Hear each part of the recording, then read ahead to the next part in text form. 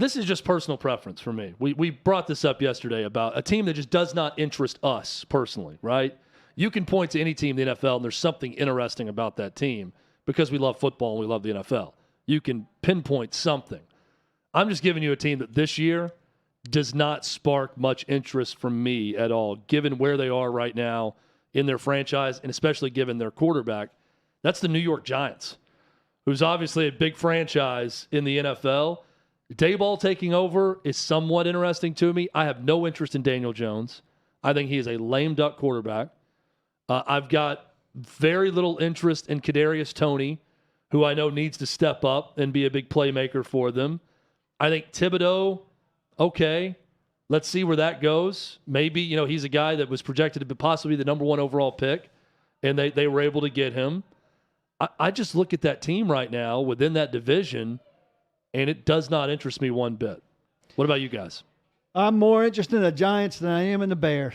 I think Justin Fields is out there kind of floating in an island. He's got Byron Pringle and Equiminius St. Brown.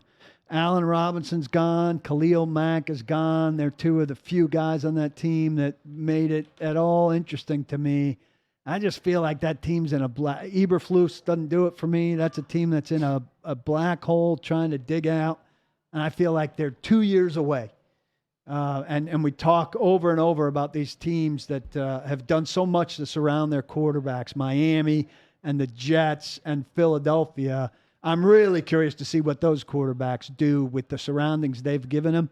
Has Chicago done anything to give Justin Fields a chance? I feel like we're going to see Justin Fields running around to try to save his life. Yeah, we can go back for those interested. We went into a deep discussion on this offseason on the quarterbacks and how you can look at Justin Fields and compare him to the other second-year guys and what, you can argue with what the Jags did, but at least they went and spent money and had a definitive answer to whatever problem they were trying to solve at wide receiver. They went and paid Christian Kirk a ton of money.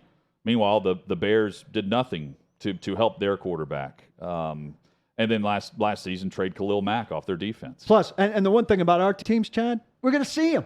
I don't know. Chicago's got a bunch because they're the Bears. Two bad teams that'll be out there to see a lot. You got one, Hunt? Yeah. By the way, the only reason the Bears are way up on my list of lack of interest, the only reason I would exclude them is because I'm interested in all those second-year guys we talked about yesterday at quarterback to see if they sink or swim. So Justin Fields interests me, but that's about it for the Bears. I think he's So going to sink. for me, so the obvious ones here that we're not going to mention while everyone is blaring and screaming at the radio, say Seahawks, Texans. Yeah, Seahawks. Those make obvious sense, and we agree with you. For me, it's Washington, and I think their defense is going to be worth the price of admission. And I'm going to pay attention to what they're able to do defensively. They need to bounce back because they Carson Wentz, he's a beta. I mean, we saw that on full display last year in Indy. Hard Knocks did him no favors. And they have they did us a favor by knowing what Wentz is like behind the scenes and knowing that offense is, if they're going to be good, they're good, not great. And that description gets you nowhere in the NFL.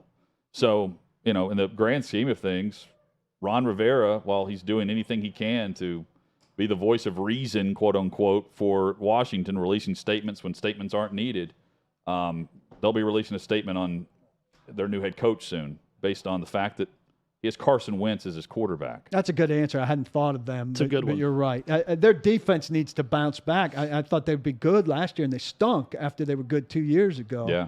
But even if they're good, and that division's not very good. I mean, got some faith in Dallas, and I'm curious about Philly. Washington should be able to do some things, but unlike you, I've got no faith in Wentz. They muddy the waters enough to go, what they do. 8 or 9 wins, but that's a zero-factor team. Yeah. In the NFL. Can I give you one should be honorable scared of mention it. team that Sure. I thought of? Minnesota. A lot of people are big on Minnesota because they think out from under the weight of Mike Zimmer, who was just by the end surly and mean and miserable, they're going to flourish. And they do have talent. Justin Jefferson and Cook. a lot of people are picking them to be a surprise team. I'm not, but I think they'll be watchable. I think they're going to surprise because you don't know how to prepare for them, because their offense is no longer going to be a run-first, grind-it-out offense with Cook. Cook is going to be a piece to their puzzle. This is going to be a pass-first team with a this is like if you put Dalvin Cook on the Rams, the offense itself still goes through the arm of the quarterback and the wide receivers. And Minnesota's got the receivers to do it, and they have the running back, unlike the Rams, to be even more consistent in the run game.